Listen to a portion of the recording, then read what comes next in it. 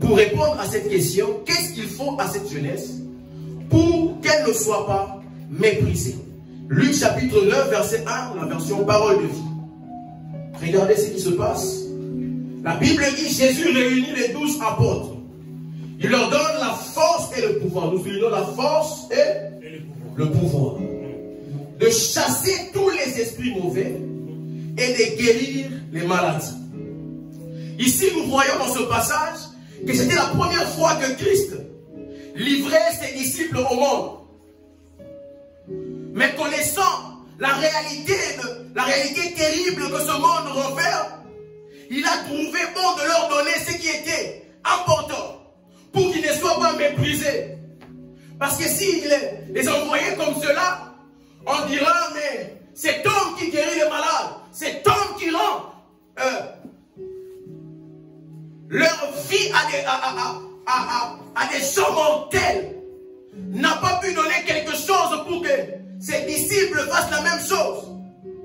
Connaissant la pensée humaine, la Bible dit avant de le livrer au monde, Christ les appela et leur donna force et pouvoir.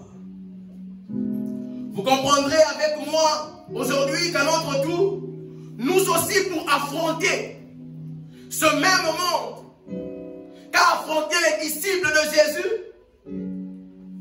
nous avons besoin de la force et du pouvoir.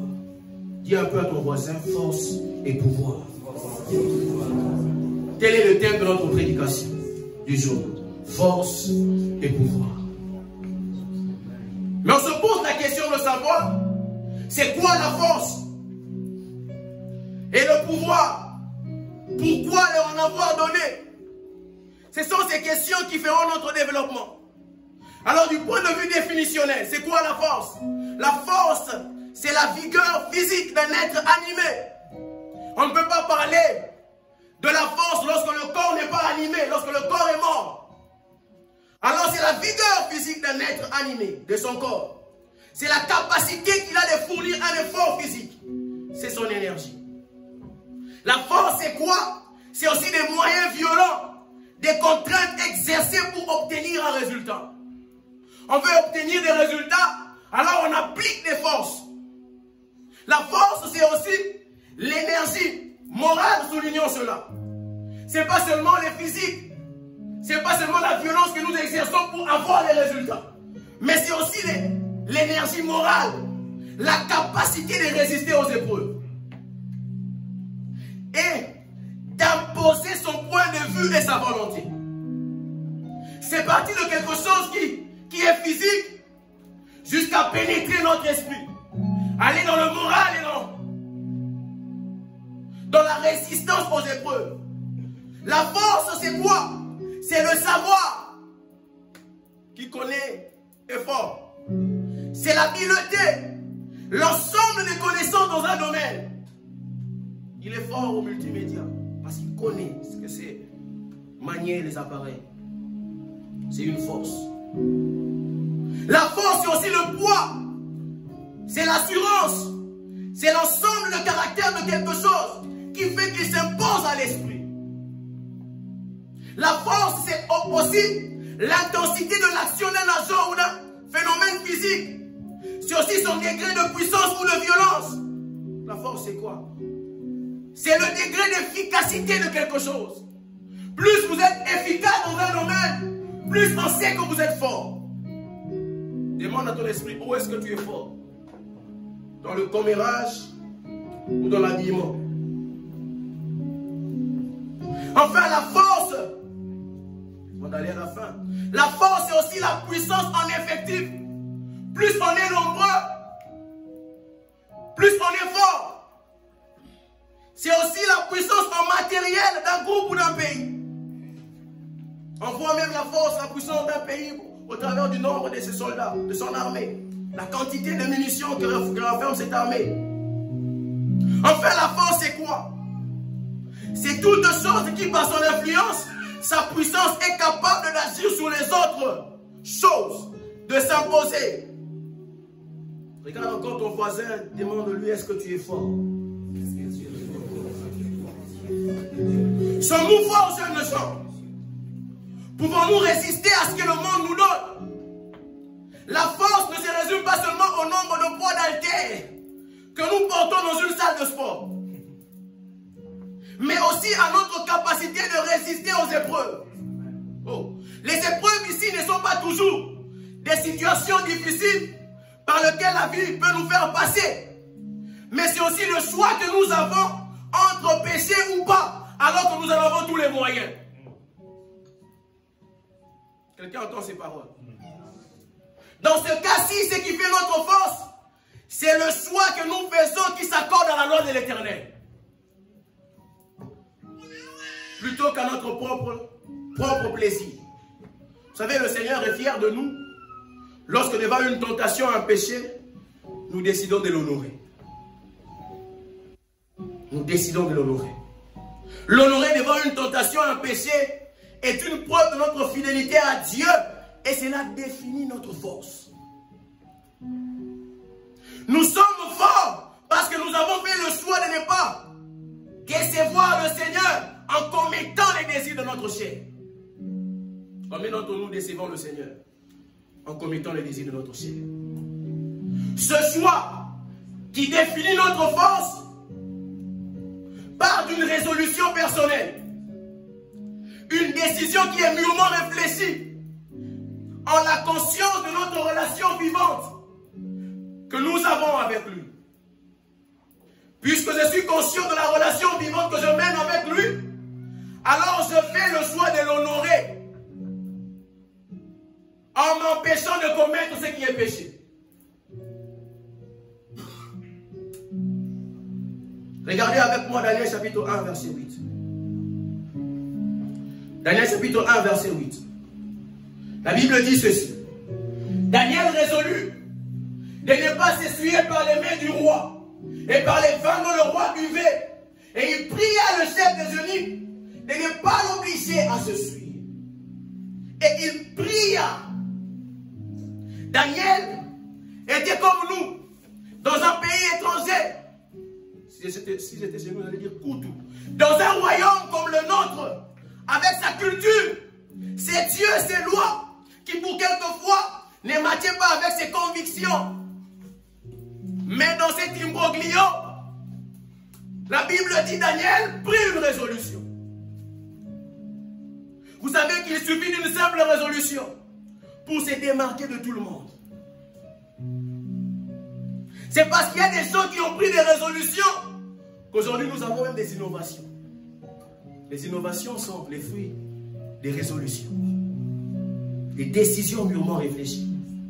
Les idées innovatrices naissent en réalité des résolutions que nous prenons, et c'est ce qui fait notre force. C'est parce qu'il y a eu quelqu'un qui dans sa chambre avait pris la résolution de chercher encore davantage cette formule qu'il faut pour avoir des dentifrices, cette formule qu'il faut pour avoir des élévateurs, cette formule qu'il faut pour faire des machines. Qu'aujourd'hui on a des machines. C'est parti d'une résolution jusqu'à devenir une réalité. La force, vous comprenez avec moi que la force est donc dans la mise en pratique d'une résolution. La force se trouve dans la mise en pratique d'une résolution. Mais là, je suis en train de parler à ton cœur. Quelle résolution as-tu pris pour cette année 2025? Quelle résolution? Quelle résolution? Une question pour continuer, c'est d'où vient cette force qui soit au-delà de l'aspect physique, au-delà des muscles, et qui nous permet de faire des choix ou de poser certains actes. Juge chapitre 6, on va voir le verset 1 et verset 2. Ensuite, on ira au verset 11, 12, 13, 14. Regardez avec moi. D'où vient la force qui est au-delà de l'aspect physique?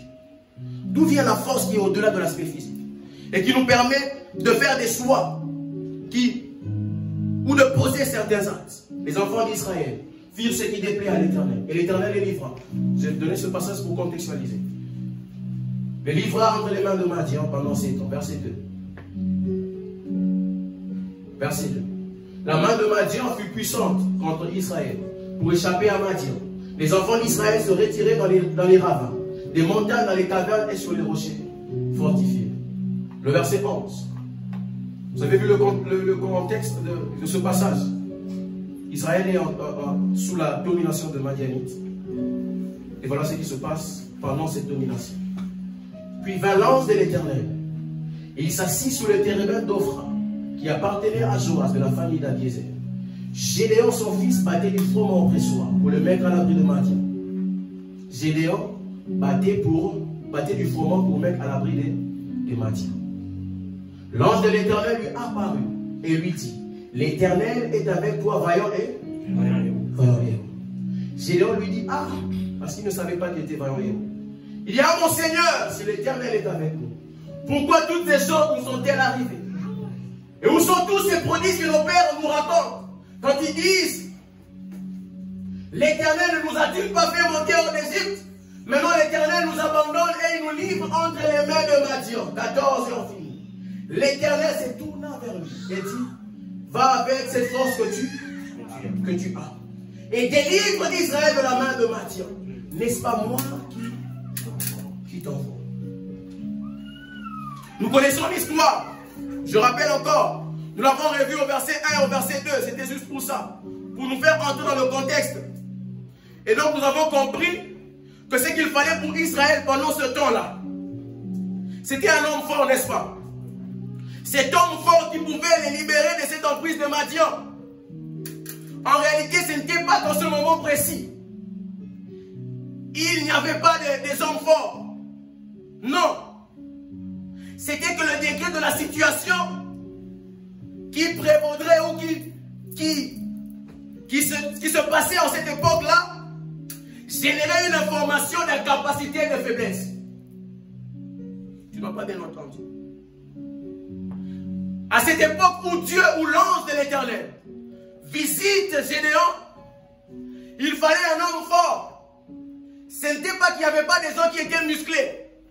Ce n'était pas qu'il n'y avait pas de guerriers. Mais c'était que l'information générée par la situation qui était sur place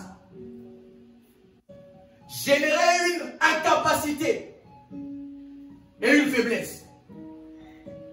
Le grand problème n'était pas d'apporter les armes à ces gens qui étaient déjà guerriers. Le grand problème n'était pas de les amener tous en salle de sport pour un peu avoir de l'endurance. Le problème dans cette situation que nous venons de voir était de générer une information qui change le mindset, l'état d'esprit. D'un des guerriers pour que la libération soit amenée au travers de lui. Vous remarquez donc avec moi que certains actes que nous posons et même certains choix que nous opérons nous viennent de l'information que nous avons reçue des personnes ou même des situations de la vie. Et cela devient soit notre force, soit notre fait. Il y avait autant de guerriers pendant ce temps, mais personne n'osait se lever et prendre l'armée pour aller contre les Madianites. Pourquoi? Parce que la situation avait généré l'information de faiblesse et d'incapacité.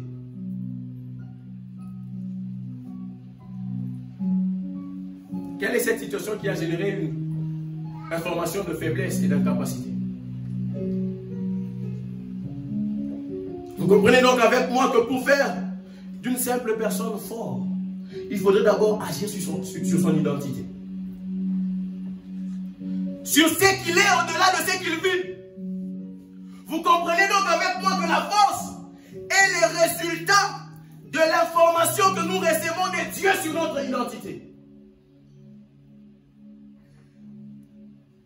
La force est le résultat de l'information que nous recevons de Dieu sur notre identité.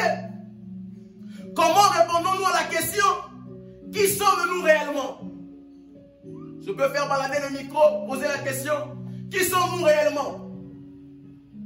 Nombreux sont devenus ce que les autres ont dit d'eux. Tu es chômeur. Nombreux sont devenus ce que les situations ont généré comme information dans leur tête. Nombreux sont devenus le résultat de ce qu'est leur famille. famille de voleurs, lui aussi est devenu voleur. Un grand homme de Dieu a dit, je cite, « Ce que les autres disent de nous n'a d'effet sur nous que si nous l'acceptons. Nous ne devenons que ce que nous disons de nous-mêmes. »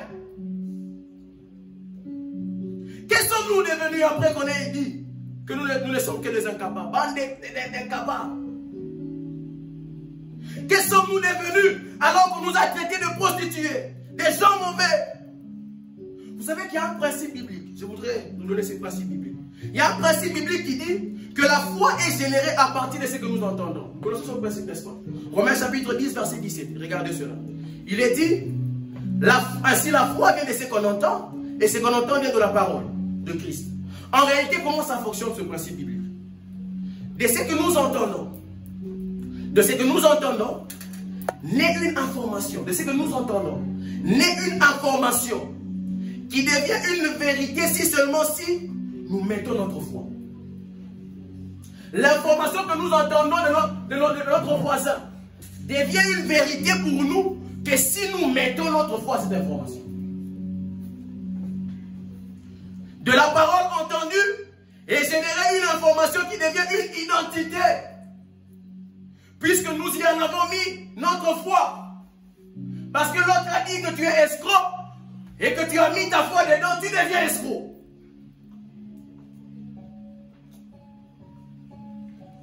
Oh, je lève ma main droite, je déclare et décrète que toute information qui était à l'origine de ta faiblesse est brisée cet avant-midi au nom de Jésus. Il y a une information nouvelle qui doit réinitialiser ton état d'esprit en ce jour au nom de Jésus. Il faudrait d'abord que le Seigneur change l'information qui est générée en nous et qui nous rend faibles.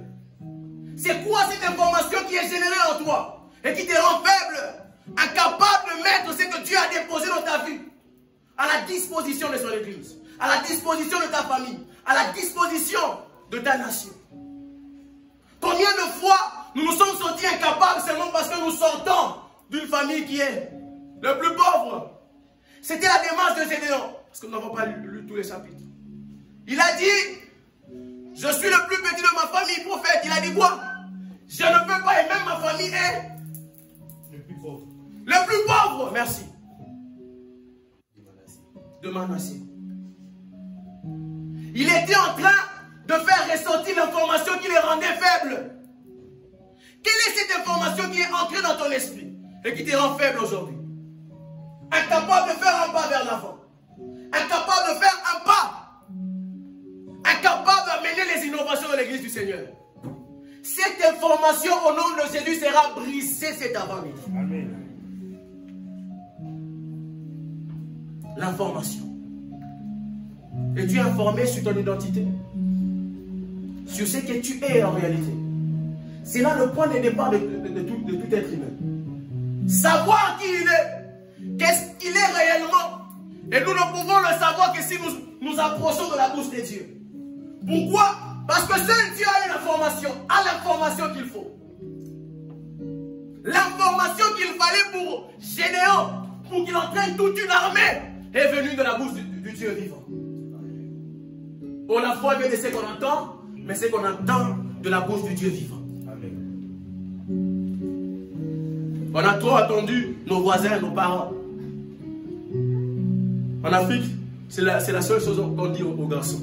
Sinon, on dit, moi, voilà, il a raté. Un garçon ne pleure pas. On ne nous montre pas comment on cherche l'argent, mais on nous dit, un garçon ne pleure pas. Quand la galette te frappe, tu commences à pleurer, mais un garçon ne pleure pas. Comment? Parce que l'information qui était générée ne nous aidait pas à avancer. Oh, que cette information qui n'était pas avancée soit brisée au nom de Jésus. Amen. Nous avons cette bonne nouvelle. Dans Ésaïe chapitre 40, verset 29. Regardez avec moi Ésaïe chapitre 40, verset 29. La Bible dit, il donne de la force à celui qui est. Oh, que toi qui es fatigué, qu'une force sort du trône et entre dans ton corps au nom de Jésus. Amen. Il augmente la vigueur de celui qui tombe en défaillance. Nombreux d'entre nous sont tombés en défaillance parce qu'ils ont hérité d'un ADN des gens qui échouent. Dans ta famille, il n'y a que des gens qui échouent. Personne n'avance, personne n'a le diplôme. Oh, cette information s'arrête sur toi au nom de Jésus. Amen. Oh, je déclare et décrète, cette information s'arrête aujourd'hui sur toi au nom de Jésus. Amen.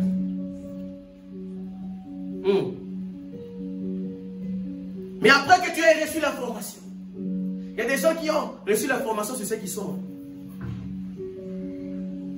Qu'est-ce que tu as fait de cette information? As-tu déjà reçu l'information sur ton identité? Le français comme dénonce. Tu veux qu'on est en prière? Le français commence à s'entraîner. Qu'est-ce que tu as fait de l'information que tu as reçue? On t'a déjà dit que tu étais évangéliste. On t'a déjà dit que tu étais femme d'affaires. Les seules affaires que tu sais faire, c'est mentir. Qu'est-ce que tu fais des informations que tu as reçues? Qu'est-ce que tu fais? Comment appliques-tu cela dans ta vie de tous les jours? L'information reçue doit amorcer une action pour générer un résultat. Je répète, l'information reçue doit amorcer une action pour faire quoi? Générer un résultat.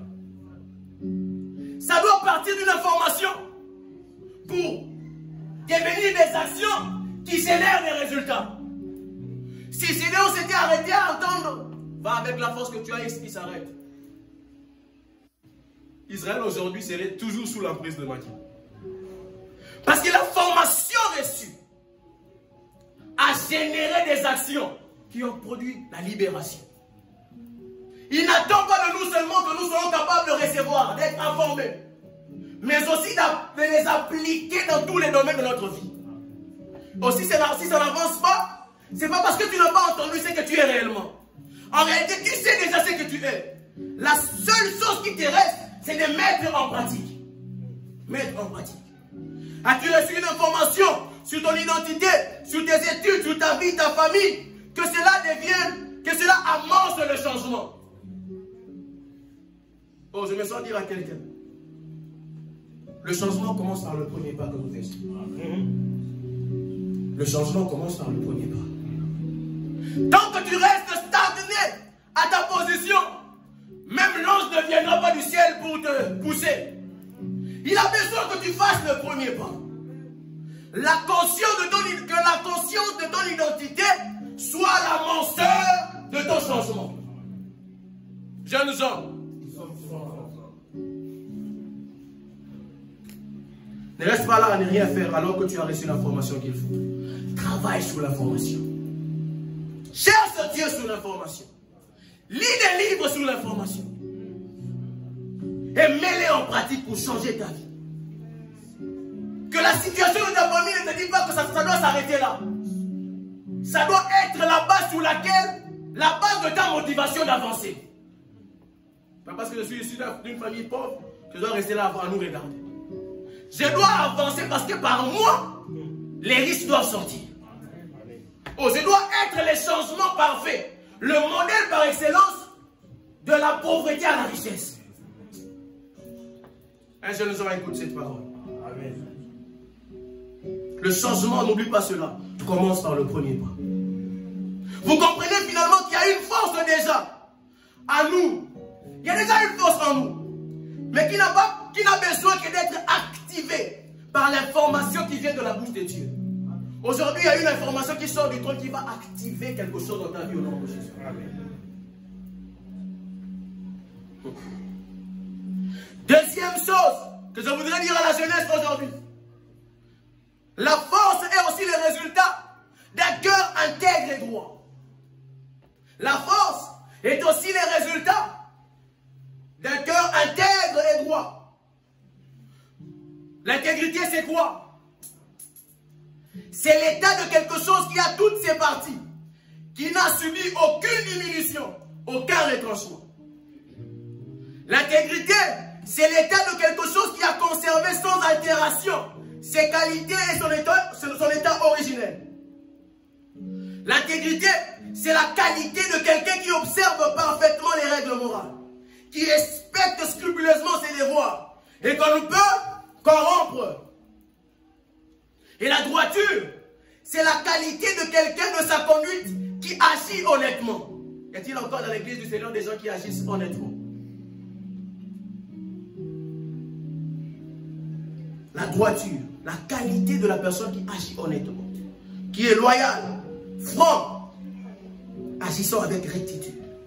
De la droiture et de l'intégrité naît une force. Regardez avec moi, Josué chapitre 14. On va lire le 6 et le 7e, ensuite le 10 et le 11e. Les fils de Juda s'approchèrent de Josué, à Gilgal et Caleb, fils de Jéphuné, le Kénésien, lui dit, tu sais ce que l'Éternel a déclaré à Moïse, c'est une conversation. Homme de Dieu au sujet de moi et au sujet de toi, à Kadesh Barnéa. Allons-y. Je suis encore, soulignez ça, je suis encore vigoureux, comme au jour où Moïse m'envoya. J'ai autant de quoi? Des forces que j'en avais alors, soit pour combattre, soit pour sortir et pour entrer. Je vais nous préciser quelque chose. Alors qu'il est en train de dire ces paroles, il a 85 ans. Alors que Moïse l'envoyait, il avait 45 ans. Donc il s'est passé 40 ans. 40 ans après qu'il soit parti avec Moïse, donc sous l'ordre de Moïse, aller visiter les terres de Jéricho, nous connaissons la Bible. 40 ans après, 85 ans, il déclare ces choses. Il dit, j'ai autant de force que j'en avais alors, soit pour combattre, soit pour sortir et pour entrer. Allons-y. Verset 10. C'est leur réponse. Verset 10. Maintenant, voici. L'Éternel m'a fait vivre, comme il a dit, il y a 45 ans. Que l'Éternel parlait à Moïse. Donc il avait 40 ans, 45 ans après, il a 85 ans. L'Éternel parlait ainsi à Moïse, lorsqu'Israël marchait dans le désert. Et maintenant, voici, je suis âgé aujourd'hui de combien? 85 ans. Il avait donc 40 ans lorsque Moïse l'envoyait. 45 ans après, il a 85 ans. Mais il a gardé la même force que 40 ans après, ou 40 ans avant, que Moïse l'envoyait. Pourquoi? Regardez avec moi ça. Qu'est-ce qui a maintenu sa force? Il dit, je suis encore vigoureux comme au jour où Moïse m'envoyait, j'ai autant de force que j'en avais alors, soit pour combattre, soit pour sortir. Il y a un verset qui manque.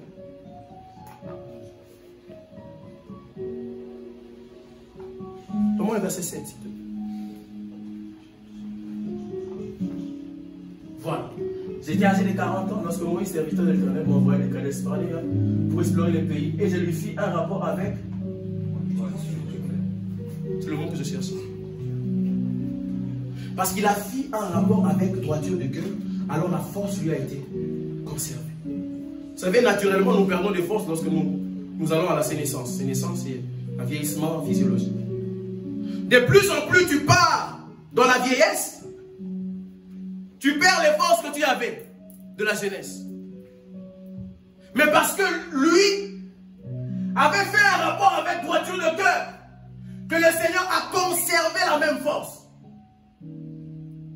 Avons-nous encore des gens qui sont droits et intègres? La force, nous n'avons pas seulement de l'information que nous recevons, mais d'un cœur qui est droit et qui est intègre. Vous voyez quelqu'un à force de l'âge, il ne se fatigue pas. Il fait les mêmes exercices qu'il faisait alors qu'il avait 12 ans, 13 ans. Pourquoi? Pas parce qu'il fait du sport, mais parce qu'il y a une force qui a été conservée. À cause de sa droiture et de son intégrité. Avons-nous un cœur droit et intègre? Ce cœur droit et intègre est le résultat de la discipline. Ce cœur intègre et droit est le résultat de la discipline. La discipline ici, ce sont ces règles de droiture ou de conduite que nous nous imposons à nous-mêmes. C'est une forme de maîtrise de soi.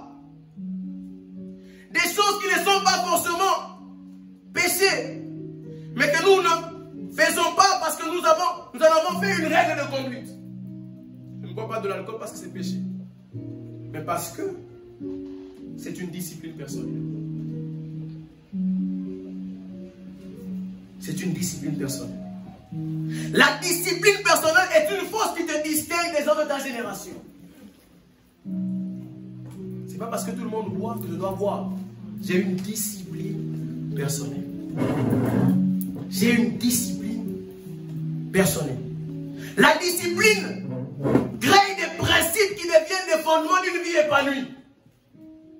C'est parce que tu es discipliné que de cette discipline ressort des principes qui te permettent de mener une vie épanouie. Vous ne remarquez pas que chacun de nous a sa spécificité lorsqu'il parle, lorsqu'il marche, lorsqu'il même prend la parole ici pour modérer, pour prêcher. Chacun d'entre nous a une spécificité. Mais parce que chaque personne, avant de monter, a une discipline qui nourrit ses mots. C'est au travers de cette discipline que tu te distingues de ton voisin. Ça devient une seconde nature. Et ça te permet une vie épanouie. La force, enfin, avant de parler du pouvoir infini, nous vient du trône des dieux. La force nous vient du trône des dieux. La force nous vient du trône des dieux. Ici, je ne suis pas en train de parler de l'information que nous recevons du trône des dieux ou de la bouche de Dieu qui active la force que nous avons déjà. Non. Je parle de la force qui tire sa source du trône et qui vient nous donner des forces ou des capacités manquantes. Gédéon, lui, ne savait pas qu'il était un vaillant héros. Dans son cas, il ne savait pas qu'il était un vaillant héros, alors qu'il en était un. Ce n'était donc pas un problème de force, mais d'information. Maintenant, dans le cas de la force qui vient du trône, tu es conscient que tu n'as pas de force. Ou que tu avais une force, mais qu'une situation t'en a fait manquer. Cette fois-ci, tu n'as pas besoin de l'information qui active la force que tu as, parce que tu n'as pas de force, mon frère. Tu as besoin de la force qui sort du trône de Dieu. La force qui vient du trône de Dieu. Y a-t-il des gens qui sont conscients qui ne sont pas forts? Toi, tu es conscient, tu n'es pas fort. Tu es conscient, tu n'aimes pas te battre, pas parce que tu ne veux pas casser les... Parce que tu n'es pas fort. Il y a des gens comme ça, conscients qui ne sont pas forts. Pas pour toi qui n'est pas fort. Tu es conscient que tu n'es pas fort. Toi, tu n'as pas besoin de l'information.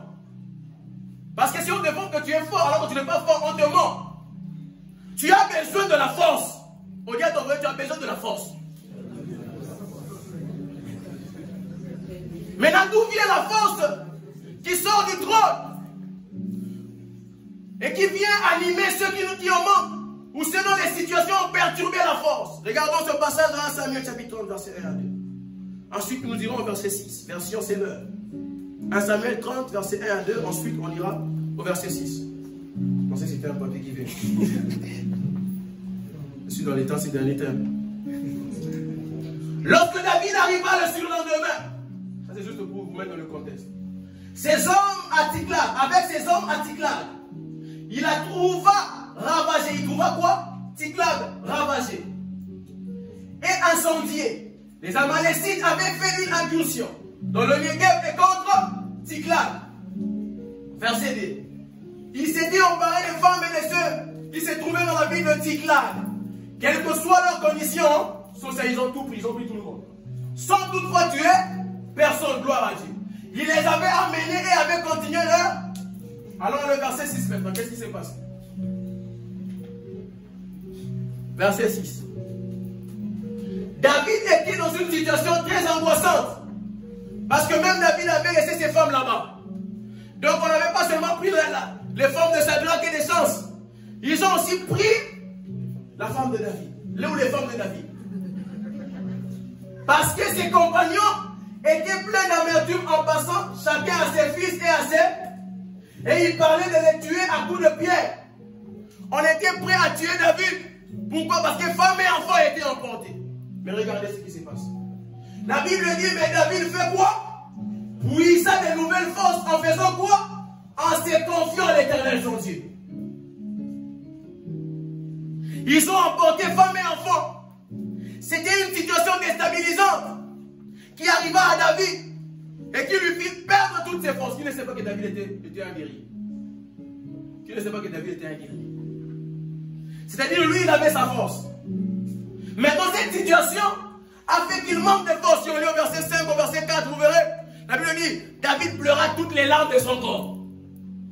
Et il devint épuisé. La force lui a manqué à cause d'une situation. Je ne sais pas c'est quelle situation qui t'a fait manquer de force. Mais j'ai une bonne nouvelle pour toi. Amen. Comme David, les forces n'étaient plus. Voilà, merci. David et ses compagnons se mirent à crier et à jusqu'à l'être et des situations qui nous épuisent. Hein. Avez-vous déjà eu faim jusqu'à en pleurer? C'est une situation qui nous épuise. Avez-vous déjà perdu quelqu'un, pleuré jusqu'à en être épuisé?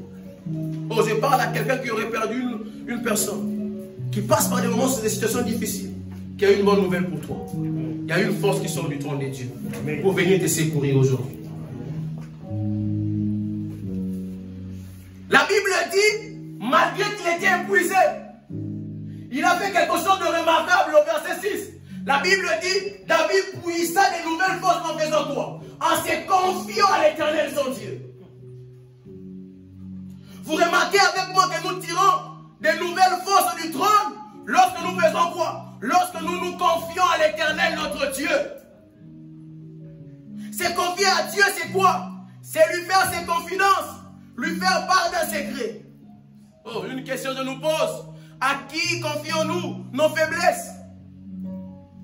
À qui confions-nous nos secrets? Tout le monde n'est pas fait pour lui confier ses faiblesses et ses secrets. Ce sera un sujet d'écriture de livre. Cher Jacob Mambo, d'ailleurs même il a... C'est un pauvre, il n'est pas intelligent.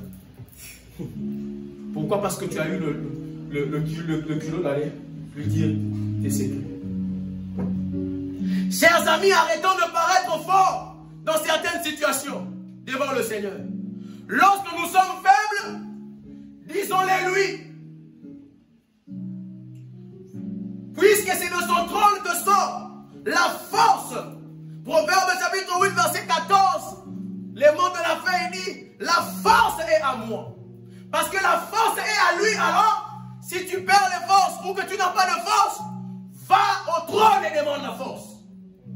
Oh, que du haut de son trône, qu'il ait compassion et qu'il nous donne la force qui nous manque.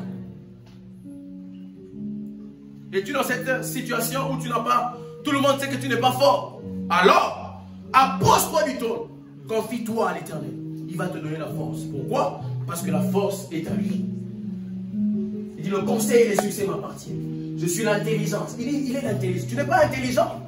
C'est cette question-là qui te perturbe, qui te fait manquer de force. Il dit qu'il est l'intelligence. Et la force est à lui. La force se trouve donc dans la formation que nous recevons de lui. Première des choses. La force se trouve d'un cœur droit.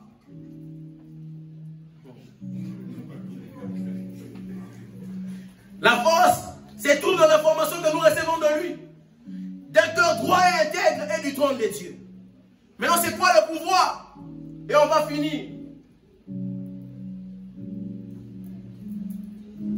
C'est quoi le pouvoir? Parce qu'il leur a donné la force, mais il leur a aussi donné le pouvoir. Du point de vue définitionnel, le pouvoir, c'est la propriété, la capacité qu'a quelque chose de produire certains effets. Le pouvoir, c'est la faculté, la possibilité que quelqu'un ou quelque chose a de faire des choses. Le pouvoir, c'est l'ascendance de quelqu'un ou de quelque chose sur quelqu'un. Le pouvoir, c'est le droit pour quelqu'un de faire telle chose par son statut. Enfin, le pouvoir, c'est l'aptitude légale ou conventionnelle à exercer tout ou une partie des droits d'une autre personne et agir pour son compte. En réalité, c'est ce que veut dire sa traduction grecque, exousia. Exousia veut dire liberté ou permission de faire ce qui lui plaît en exerçant toute sa puissance. Tu ne m'as pas entendu. Le pouvoir, dans sa traduction grecque, exousia, veut simplement dire liberté ou permission de faire ce qui lui plaît, ce qui nous plaît, en exerçant toute la puissance de Dieu. Oh, je me sentais dire à quelqu'un que nous donner son pouvoir, nous, jeunesse, c'est nous donner le mandat d'agir comme lui. Oh. Il veut dire à la jeunesse douce là, en nous donnant le pouvoir, c'est qu'il nous donne le mandat, le droit de faire comme lui. C'est-à-dire, s'il était capable de guérir le malade, aujourd'hui, par la puissance du Saint-Esprit, il te donne le droit ou la permission de guérir les malades. Aussi, il y avait une situation qui dérangeait ta famille, qui avait besoin d'une puissance. Aujourd'hui, il te donne la permission d'exercer toute sa puissance.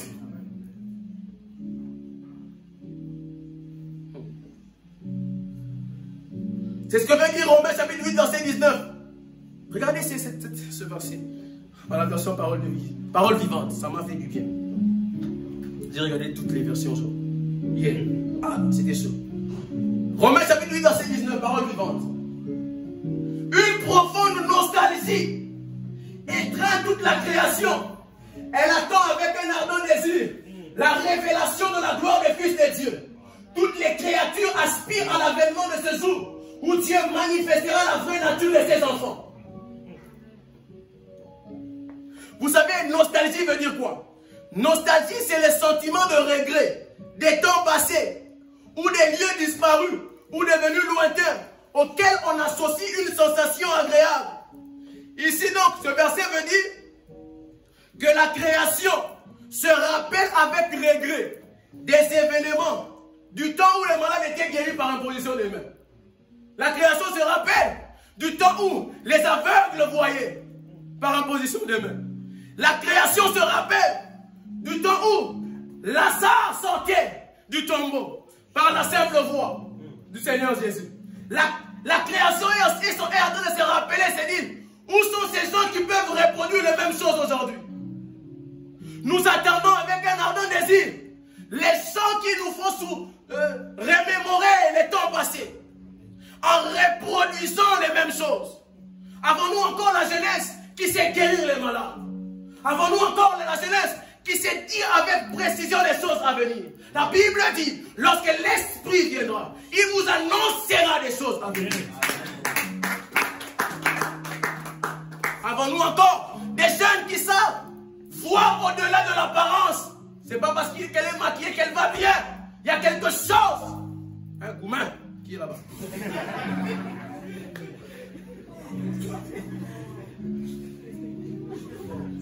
Jeunes gens. Où est passée la puissance de Dieu qui s'est vivée du jour le jour et qui a mené les gens à respecter Dieu? Vous savez, lorsque la puissance est déployée, les gens vont respecter Dieu. C'est ce qui s'est passé dans Actes chapitre 2, verset 43. Parole vivante encore. Je vous prie de lire parole vivante. C'est waoustique. Actes chapitre 2, verset 43. La Bible dit, tous les autres étaient profondément impressionnés et les respectaient. Pourquoi? Car les apôtres accomplissaient beaucoup de signes de l'intervention de Dieu. Les miracles sont les signes d'intervention de Dieu. Les guérisons sont les signes d'intervention de Dieu. Oh, je ne sais pas si tu es rentré malade. Il va montrer qu'il est dans la maison. Amen. Il dit, il se faisait beaucoup de miracles, de telle sorte que les autres étaient profondément impressionnés et respectaient l'Éternel. Oh, aujourd'hui le Seigneur va te capaciter jusqu'à ce que les gens les autres là respectent le nom de l'Éternel. Jeune homme, tu as besoin de ça. Tu as besoin de ça. Aujourd'hui, quelque chose se passera. Quelque chose se passera. Mais d'où vient la dernière question qu'on se pose? 5 minutes. La dernière question qu'on se pose. D'où vient ce pouvoir? Cette permission de faire ce que bon nous semble. Ces capacités de voir, d'entendre, de lire, de guérir, de ressusciter. Joël chapitre 2, verset 28. Regardez cela, on va finir. On va finir. Joël 2, 28. Réponds rapidement à cette question. La Bible dit après cela, j'ai répandu mon esprit sur vos fils et vos filles, vos vieillards auront et vos jeunes gens des visions. Le Seigneur dit, que toutes ces catégories, vieillards, jeunes gens, tout ça, des gens cités, manifesteront tout ce que nous venons de lire à une seule condition, si l'esprit est répandu. Les manifestations des signes et des miracles, prophétie, vision, guérison, sont la représentation de l'effusion de l'esprit. C'est parce qu'à un moment donné, il a pris un vase ou une vase. Mettez l'article qui vous convient. Un vase ou une vase. Il a mis de son esprit et il a répondu que l'esprit se manifeste par les prophéties, les guérisons et les miracles. On sait reconnaître Dieu dans la maison lorsque ces choses s'accomplissent. Maintenant, dis-moi, tu rentres, tu sors, tu ne vois pas, tu n'entends pas, Quel est ton problème? Le plus grand problème de la jeunesse, c'est qu'on vit tous au rythme du pays. Alors que nous ne sommes pas des gens qui doivent vivre au rythme du pays. Des gens qui doivent vivre comme tout le monde. Pourquoi? Parce que nous sommes appelés, la création est en train d'attendre des gens qui manifestent la puissance de Dieu. Nous manifestons la puissance de Dieu. S'il y a un vase ou une vase, ça dépend de l'article qui vous convient, est répandu sur nous. Quelqu'un décide-t-il de manifester toute la puissance de Dieu, alors il doit être rempli du Saint-Esprit. Le mandat d'exercer toute sa puissance, nous l'avons de notre unité à lui et grâce à son esprit en nous. Nous ne sommes plus les mêmes personnes lorsque son esprit décide de travailler avec nous. Son onction sur nous, au travers de sa présence que nous portons à l'intérieur de nous, nous permet de démontrer au monde que nous avons reçu la permission de faire comme lui. Comment tu démontres au monde que tu as la permission de faire comme lui si l'Esprit de Dieu ne t'a pas assez rempli? La Bible dit, rempli du Saint-Esprit. Luc chapitre combien? 4 verset 1. Rempli du Saint-Esprit. Christ fut conduit au désert et revêtu du Saint-Esprit. Il alla des lieux en lieux guérissant les malades. Aujourd'hui, Seigneur va te remplir et tu vas aller dans des lieux en lieux guérissant les malades. Guérissant les malades. Amen. Des malades ont besoin d'être guéris. Des sourds ont besoin d'entendre. Mais tu dois être rempli de l'esprit. Rempli de l'esprit. Les pouvoirs, c'est la permission qui t'est donnée. Cette permission a une force si tu es rempli du Saint-Esprit. Rempli du Saint-Esprit. Lorsque nous invoquons l'Esprit de Jésus, ce n'est donc pas un simple moment où nous désirons qu'il prenne le contrôle du lieu. Non. Mais il doit prendre le contrôle du lieu et de notre être tout entier. Nous capacitons à exécuter les mêmes actions que lui. Qui sait s'il y a un malade qui est entré dans la maison? Qui sait s'il y a un esprit qui anime quelqu'un? Et il entre, on te dit, invoque le Saint, tu commences à lire, à regarder les gens. Alors que le monde attend avec un ardent désir des gens qui reproduisent la même puissance que Christ. Sommes-nous capables de reproduire la même puissance que Christ?